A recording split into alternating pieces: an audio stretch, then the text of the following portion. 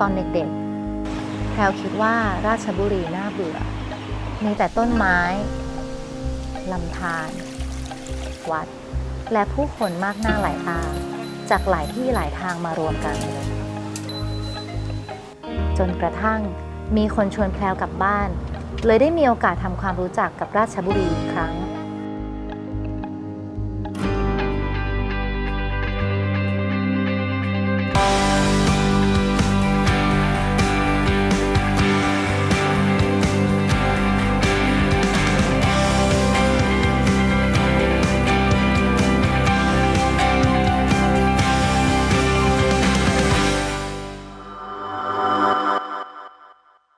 ถ้าจะทำความรู้จักกันใหม่แพลวขอเริ่มทำความรู้จักกับราชบุรีอีกครั้งที่นี่โอป่อย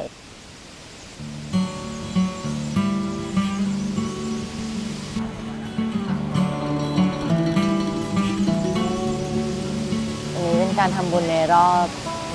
ไม่นานนะเพิ่งทำมาประมาณอาทิตย์ที่แล้วปกติไม่ได้แบบว่าทำถี่เพราะว่าเป็นเรื่องของเวลาเช้าแต่ว่าการตักบาตรทำบุญนะคะสุดท้ายแล้วเราจะตื่นด้วยตัวเองเวลาใส่เสร็จเราก็จะมีความสุขอิ่มบุญจนเราจะตื่น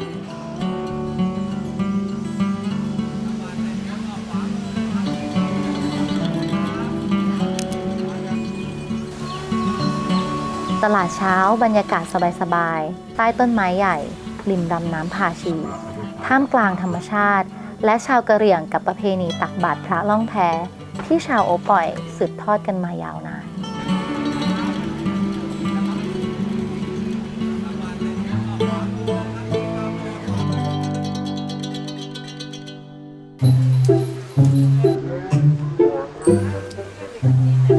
ไม่หนูกำลังคิดอยู่ว่าถ้าเราจะใส่ทับไปมันจะแปลวะคือคุยกับตัวเองนะเนี่ยอันนี้เนาะกล้องพยักหน้าใช่ปะทำรูปอะไรได้บ้างอันเดียวโอป่อย โอป่อยมาจากภาษากะเหรี่ยงซึ่งแปลว่าพักผ่อนเป็นตลาดชุมชนท่องเที่ยวโอท็อปนวัดวิถีของกรมการพัฒนาชุมชนตั้งอยู่ที่วัดป่าท่ามะขามนะฮะถือว่าเราโชคดีคือเรามีลำธารมีต้นไม้ใหญ่ๆนะฮะไฮไลท์เราคือตักบาตรพระล่องแพ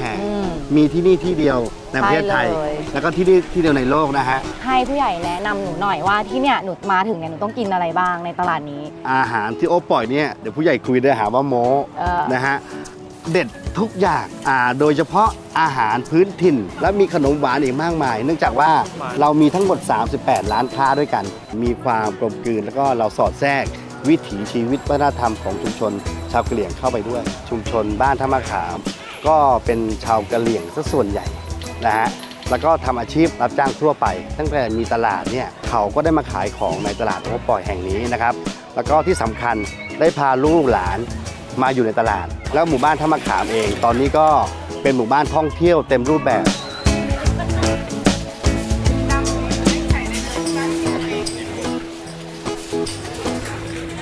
เป็นขนมจีนอะไรนะคะยาหยวกกล้วยค่ะที่เขาบอกว่าต้องทานใช่ไหมมาไม่ถึงโอป่อยไม่ถึงโอป่อยนะต้องทานนะ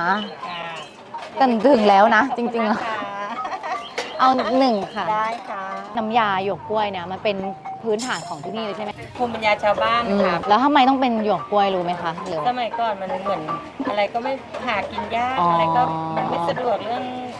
อาหารการกินนะเหรอเอามีอะไรก็ทำกินไปอย่างเงี้ย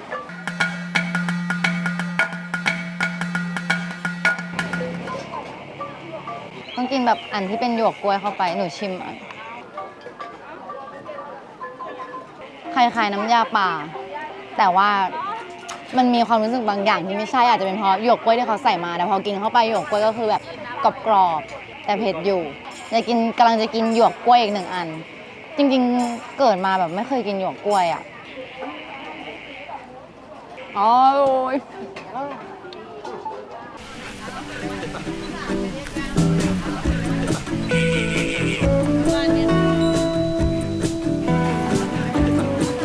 มีอะไรอยู่ในอันนี้บ้างคะข้าวแดกงาเป็นข้าวเหนียวตำกับงาดำเป็นอาหารท้องถิ่นของชาวกะเหรี่ยงเขาจะตำเฉพาะตอนรับผัดข้าวก็คือเดือนนี้เหมือนกันค่ะกินได้1 ปีกินได้เดือนเดียวเหมือนกันไหมใช่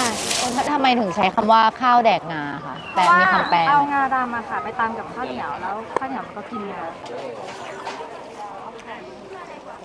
เหมือนแบบหนึบๆแล้วก็หวานที่ราดมาก็อร่อยเป็นเพลินๆฟิลโมจิอะแต่ว่าเป็นของไทยนะคะ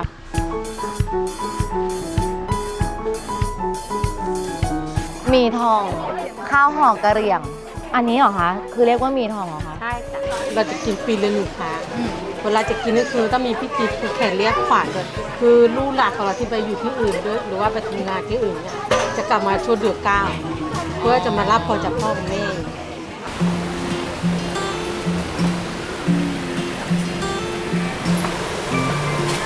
เขาบอกว่าข้าวห่อกะเหรี่ยงละกันอั้งหมี่ถ่องจิ้มกับน้ำตาลอะไรทั้งอย่างปีหนึ่งทานได้เดือนเดียวอร่อย แล้วที่หนูมาทำตรงนี้มากับใครมากับน้าคือมาทำทุกเสาร์อาทิตย์เลยมาเก็บขยะเนี้ยนะ ชอบไหมชอบ เดี๋ยวพี่จะให้ถ่ายว่าพี่กี่ขวบ 40 โอ้โห มารู้ตัวอีกทีก็รู้สึกว่าจริงๆแล้วต้นไม้ลำธารไม่ได้น่าเบื่อเลยจำได้ว่าตอนนั้นมาทัศนศึกษากับโรงเรียนที่แก่งส้มแมวใกล้ๆโอป่อยนี่แหละ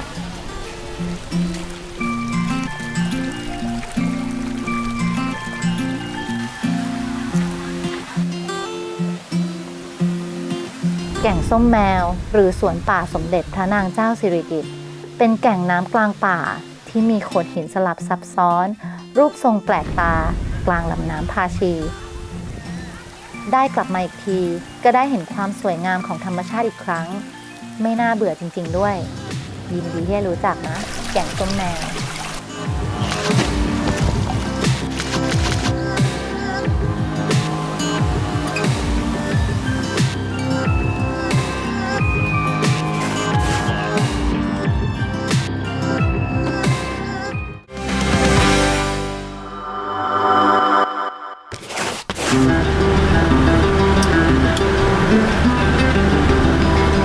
ตรงนี้เป็นแบบอำเภอบ้านโป่งแบบจริงจังแล้วอันนี้ก็คือวัดบ้านโป่งนะคะข้างหน้านี้แล้วนี่ก็คือโรงเรียนวัดบ้านโป่งข้างหน้าจะเป็นโรงเรียนรัตนะราชบำรุงเป็นประจำอำเภอหนูเคยเรียนอยู่ตอนม.ต้นแล้วก็ตรงข้ามน่ะจะเป็นโรงเรียนตอนประถมหนูนู่นเราจะเข้าตลาดบ้านโป่งแล้วค่ะเดี๋ยวเราจะผ่านน้ำพุช้างเป็นแลนด์มาร์คบ้านโป่งหอนาฬิกากับน้ำพุช้างคือเมื่อก่อนอ่ะเหมือนหนูได้ยินมาว่าอำเภอบ้านโป่งอ่ะโป่งอ่ะก็คือดินโป่งแล้วเหมือนเมื่อก่อนมันมีช้างเยอะเพราะว่าดินโป่งมันคืออาหารของช้างเขาก็เลยเอามาทำแบบนี้บ้านโป่งเมืองคนงามนะคะก๋วยเตี๋ยวอร่อยทุกร้านเลยไม่ว่าจะแวะไปร้านไหนเนี่ยถ้าใครขับผ่านร้านไหนแวะได้ทุกร้านมั่นใจว่าอร่อยชัวร์แล้วตอนนี้เราอยู่ที่ร้านที่มีทั้งนางงามแล้วก็มีทั้งก๋วยเตี๋ยวไปดูกันเลยเพราะว่าชื่อว่าก๋วยเตี๋ยวนางงามจริงๆกินก๋วยเตี๋ยวที่บ้านโป่งมาตั้งแต่เด็กถือว่าเป็นแบบอาหารหลักเลยตอนอยู่บ้านโป่งเพราะว่ามันอร่อยมาทุกครั้งก็จะสั่งบะหมี่เกี๊ยวน้ำนะคะแล้วก็โอเลี้ยง1 แก้วบะหมี่เกี๊ยวน้ำมันไม่เหมือนใครเดี๋ยวให้ดูมันเป็นน้ำซุปที่มีสาหร่ายแล้วก็หมูทุบะเขาทำเองกินแล้วนะอร่อยมากกินตอนเด็กจนโตมันก็เลยอร่อยอันนี้คือความรัก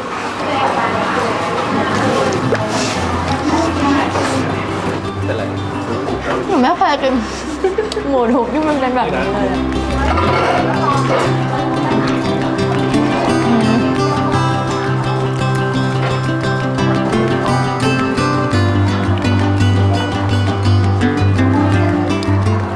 ตอนนี้เรากำลังจะไปเขางูกันค่ะเขางูจริงๆแล้วอ่ะเคยมาแต่เคยมาช่วงสมัยที่เขายังไม่ได้ทำอะไรใหม่เลยยังไม่ได้รีโนเวทก็เป็นแค่ทะเลสาบแต่ทีเนี้ยตอนเนี้ยเหมือนก็เคยเห็นภาพมาว่าเขารีโนเวทให้มันมีเหมือนสะพานเข้าไปให้มันแบบว่าถ่ายรูปใกล้ชิดมากขึ้นเห็นวิวชัดเจนตรงนั้นนอกมาตอนเท่าไหร่นะ7 ขวบ8 ขวบปะเด็กมาก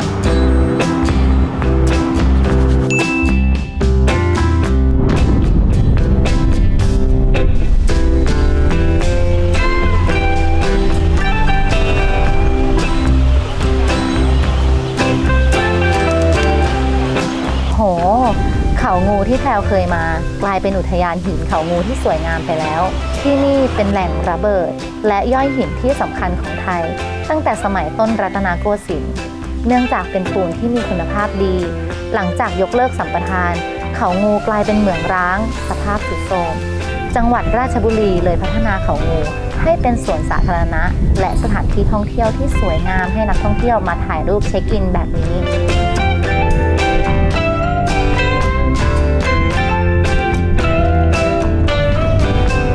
อีกอย่างที่สำคัญและอยู่คู่กับจังหวัดราชบุรีมาอย่างยาวนาน ก็คือโอ่ง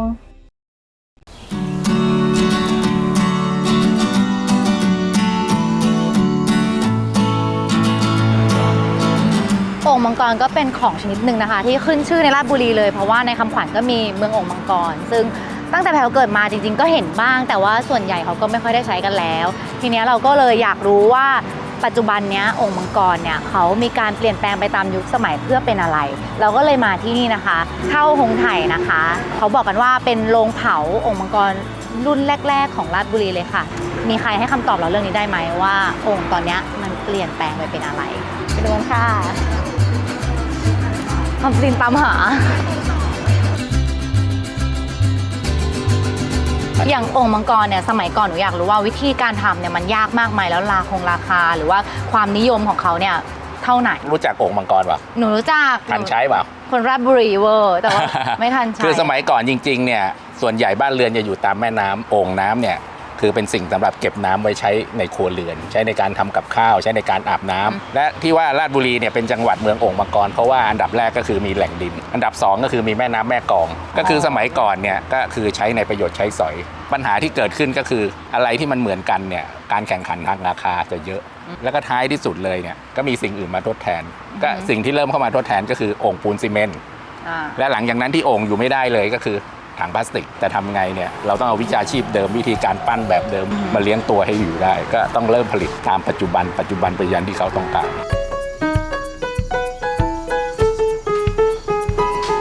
ว้ายสวยมากส่วนนี้ก็เป็นส่วนการเขียนลายคามก็คือหลังจากที่ปั้นเสร็จทำเสร็จแล้วก็ผ่านการเผา1 รอบนะเรียกว่าดินบิสกิตหลังจากนั้นก็คือมาทำการเขียนลายสีแล้วก็ไปเผาอีก1 รอบก็คือโอ่งใส่น้ำอ๋อฟิลไปตั้งแบบองค์มังกรแล้วก็เป็นมังกรที่ประยุกต์ขึ้นมาแล้วมังกรคือให้เป็นแบบกึ่งโมเดิร์นนิดนึงแล้วพวกนี้ก็จะเป็นงานฮวงจุ้ยที่ว่าลูกค้าไปใส่น้ำแล้วก็ไว้ในบ้านแล้วก็จะเก็บเงินเก็บทองร่ำรวยนี่ก็เป็นการแกะลายมังกรส่วนใหญ่พวกนี้ก็คือต้องมีประสบการณ์ความชำนาญแล้วก็คราวนี้พวกลายมังกรลายม้าลายอะไรพวกนี้เขาก็จะมีเทคนิคมีฝีมือพี่ๆนาที่หนูเห็นเขานั่งระบายวาดกันอยู่เนี่ยเขาทำกันมานานแค่ไหนคะแล้วก็ส่วนใหญ่จริงๆอยู่กับผมเนี่ยมี 3-40 ปีขึ้นหมดนะก็ตั้งแต่สมัยผมเด็กๆถามว่ามีเด็กรุ่นใหม่เข้ามาไหมก็มีแต่คราวนี้อาจจะเป็นในรุ่นในพวกของการออกแบบเดี๋ยวไปดูวิธีการขึ้นโอ่งก็คือ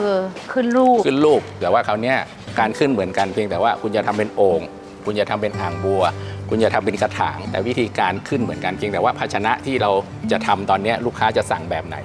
ก็ต้องทำยังไงให้สินค้าให้มีลูกค้าสนใจดินเนี่ยที่ใช้ปั้นกันอยู่ตอนนี้ค่ะเป็นดินจากที่ไหนยังใช้ดินของราชบุรีเราอยู่หรือเปล่าคะของราชบุรีเนี่ยเป็นดินแดงมันก็คือจะเล่นได้แค่โอ่งมังกรแต่ว่าคราวนี้ถ้าเราเอาดินแดงมาทำถามว่าทำสีได้ไหมทำได้แต่สีมันจะตุ่นไม่สวยฉะนั้นเราก็ต้องไปเอาดินจากเชียงใหม่ดินจากลำปางในมุมมองของพี่กิ๊กเนี่ยพี่กิ๊กคิดว่าโอ่งมังกรเนี่ยมันสำคัญกับจังหวัดเราแค่ไหนถึงต้องไปอยู่ในคำขวัญเราบอกคำขวัญให้หน่อยแล้วอะไรคนสวยโพธารามคนงามบ้านโป่งเมืองโอ่งมังกรคือจริงๆอ่ะเป็นอยู่ชุมชนแต่ละที่คือทำอะไรมาราชบุรีมีโอ่งมังกรแล้วก็มีอยู่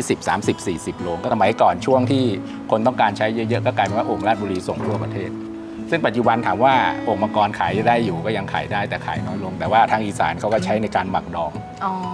ก่อนมันมีหลายโรงมากๆแหละแล้วพอคนเราจะคิดคำขวัญนะสุดท้ายแล้วก็ต้องหาอะไรที่เป็นจุดเด่นมาใส่ซึ่งตอนนั้นโอ่งมังกรนี้น่าจะแบบรุ่งเรืองมากก็ถือว่าเป็นจุดเด่นของราชบุรีแล้วก็ปัจจุบันก็ถือว่ายังเป็นแหล่งท่องเที่ยวของราชบุรีที่ให้คนมาเที่ยวชม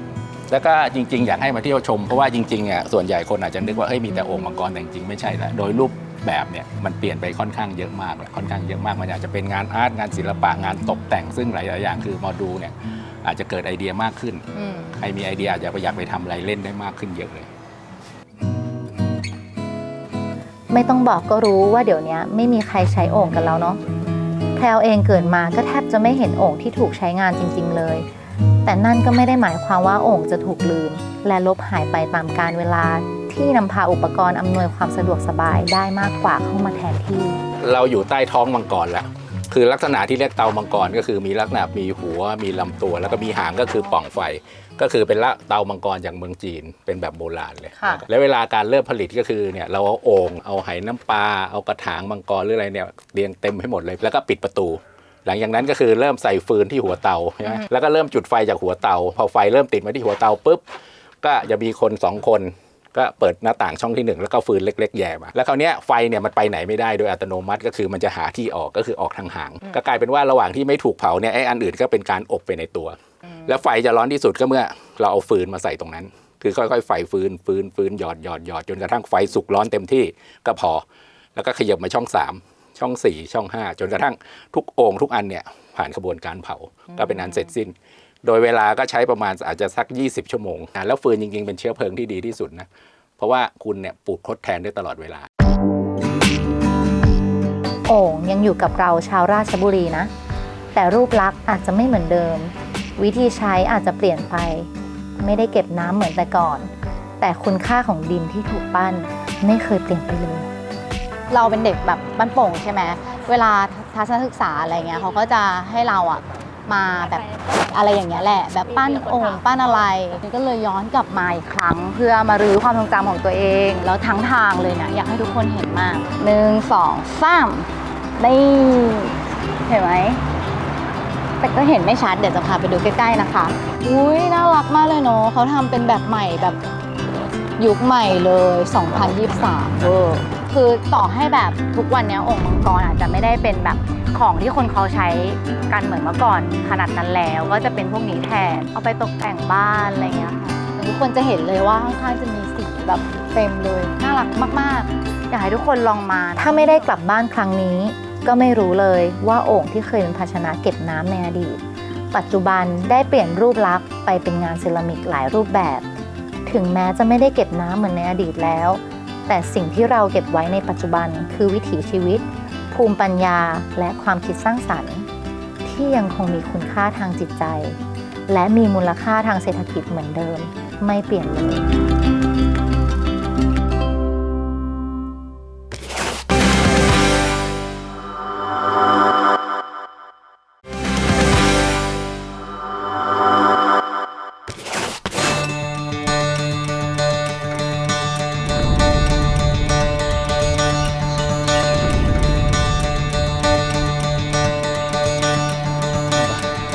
หนังใหญ่การแสดงมหรสพเก่าแก่ที่สวยงามกำลังค่อยๆเลือนลางไปกับกาลเวลาแถวก็เป็น1 คนที่เคยได้ยินแค่ชื่อแต่ไม่รู้ที่มาที่ไปและไม่เคยได้สัมผัสกับการแสดงมาก่อนเลยวัดขนอนหนังใหญ่นะคือจริงๆแถวได้ยินมาตั้งแต่เด็กเพราะว่ามันคือคำขวัญของจังหวัดราชบุรีเลยพอเรามาที่นี่เราก็จะได้รู้กันแล้วค่ะว่าจริงๆแล้วหนังใหญ่คืออะไรแล้วตอนนี้เราก็กำลังจะเข้าไปเพื่อได้ดูของจริง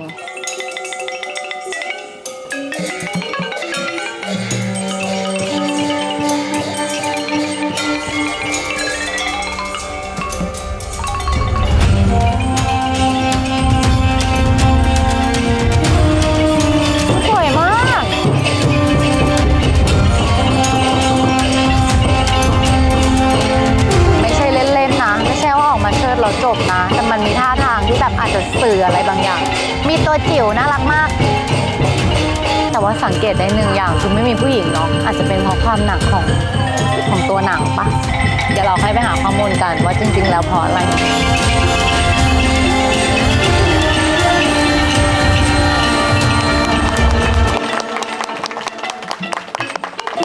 เก่งจังเลยหลังจากที่เราดูเราอาจจะมีข้อสงสัยเยอะว่าแบบจริงๆเราอยากเห็นใกล้ๆว่าจริงๆหนังที่เขาแกะสลักด้วยมือเนี่ยมันเป็นยังไงแล้วก็มีที่มาคว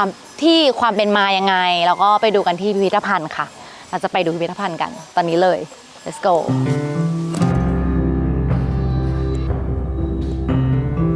หนังใหญ่เนี่ยเป็นศิลปะการแสดงชั้นสูงในบ้านของเราเนี่ยรู้จักหนังใหญ่กันมาประมาณ500 ปีเราพบกระเทยในกฎมนเทียนบานเมื่อปีพศ 2001ซึ่งตรงกับสมัยสมเด็จพระ ระบรมไตรโลกนาถว่าหนังใหญ่เนี่ยเป็นศิลปะการแสดงชั้นสูงเป็นการเล่นของหลวงอันนี้หนังใหญ่เนี่ยสมัยโบราณเนี่ยเป็นมหรสพที่เล่นเกี่ยวเนื่องกับงานราชพิธีนะเล่นอยู่ในวังมาในสมัยหนึ่งหนังใหญ่เนี่ยได้พ้นจากกำแพงวังมาสู่ยังชุมชนมาสู่ในบ้านของเจ้านายเจ้าเมืองและก็วัดซึ่งเป็นจุดศูนย์กลางของชุมชนค่ะพระอาจารย์หนูอยากถามพระอาจารย์ว่าจริงๆแล้วเนี่ยหนังใหญ่เนี่ยมีที่เป็นที่มาอย่างไงหนังใหญ่เป็นมหรสพที่รวบรวมศิลปะด้วยกันอยู่5แขนงก็คือหัตถศิลป์การทำตัวหนังการแกะสลักลวดลายตัวละครเราเรียกว่าหัตถศิลป์ด้วยฝีมือเชิงช่างอย่างที่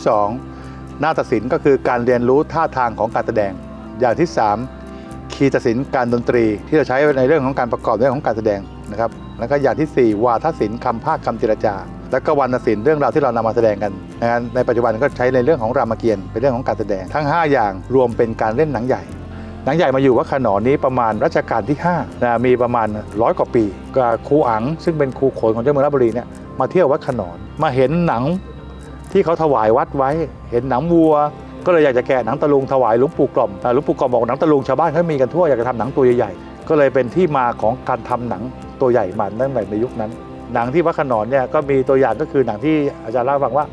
มาถวายเป็นค่าด่านไว้นั้นประมาณ10 กว่าตัวแล้วก็รวบรวมช่างที่มันอยู่ในวัดขนอนช่างในอำเภอโพธารามช่างในอำเภอบ้านโป่งแล้วก็ช่างสมุทรสงครามนะครับมารวบรวมการทำตัวหนังแล้วก็หลวงปู่กล่อมท่านเป็นช่างเองด้วยก็เลยทำหนังใหญ่ชุดแรกขึ้นมาคือชุดหนุมานถวายแหวนและทั้งหมด313ตัวก็ถูกจัดแสดงไว้ในพิพิธภัณฑ์หนังใหญ่แต่ละตัวมีลายฉลุและสลักอย่างปราณีตมีการลงสีอย่างละเมียดบางตัวละครใหญ่โตสูงใหญ่ถึง2 เมตรมีท่าทางที่อ่อนช้อยสวยงามและนับเป็นสมบัติของวัดที่ได้ร่วมรักษาสืบทอดกันมา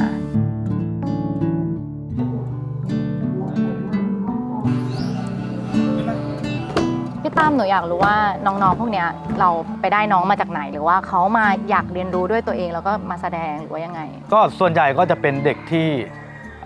เรียนอยู่ที่โรงเรียนวัดขนอนที่โรงเรียนวัดขนอนเนี่ยปัจจุบันเนี่ยเราเปิดเป็นหลักสูตรการเรียนรู้ท้องถิ่นนะครับก็จะมีในส่วนของการเชิดหนังดนตรีไทยแล้วก็มีตอกหนังก็คือเราจะปลูกฝังให้เด็กเนี่ยได้เข้ามามีส่วนร่วมในเรื่องของหนังใหญ่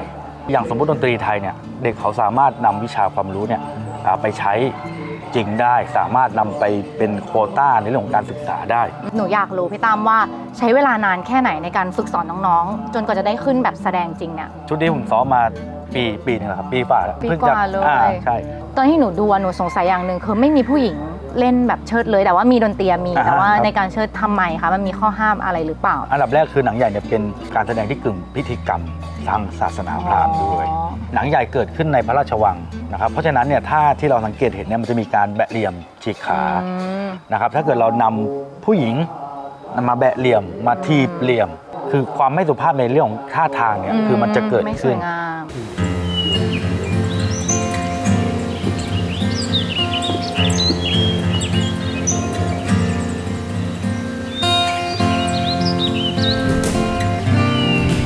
ที่อยากรู้ว่าทำไมหนูถึงเลือกอยากจะเข้ามาเรียนอยากจะเข้ามาทำเพราะอะไรเอาหนูก่อนพ่อตอนแรกพ่อมาเล่นแล้วผมก็ดูพ่อเล่นแล้วผมอยากเป็นแบบพ่อผมก็ตามพ่อมาเล่นด้วยชอบใช่ไหมครับแล้วคิดว่าในอนาคตเราอยากจะทำต่อไปเรื่อยๆไหมทำต่อครับเก่งมากหนูชอบตรงไหนของการเชิดหนังใหญ่เนี่ยท่าทางแล้วก็ตัวเขาเป็นการสืบสานสุดๆเลยเนาะแบบผู้ใหญ่ทำให้เด็กเห็นแล้วเด็กก็อยากแบบมาทำต่อสู้ๆนะอย่าทิ้งนะทำต่อไปนะมันจะเป็นแบบสิ่งที่คนอื่นจะมองว่าเราเท่มากเลยเพราะที่อื่นเขาไม่ได้มีทำต่อไปนะสู้ๆนะค่ะวัดขนอนมีส่วนสำคัญต่อการอนุรักษ์หนังใหญ่เป็นเพียงวัดเดียวที่มีมหรสพเป็นของวัดมีตัวหนังและคณะหนังใหญ่ที่สมบูรณ์อยู่ในความอุปถัมภ์ของวัดสืบทอดมาจนถึงทุกวันนี้เป็นหนึ่งในซอฟต์พาวเวอร์ของจังหวัดราชบุรีและประเทศไทย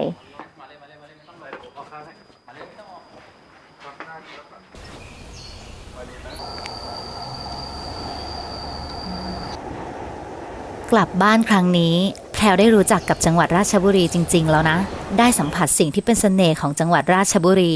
วิถีชีวิตของคนหลากหลายเชื้อชาติอาหารอร่อยๆกับธรรมชาติที่ยังอุดมสมบูรณ์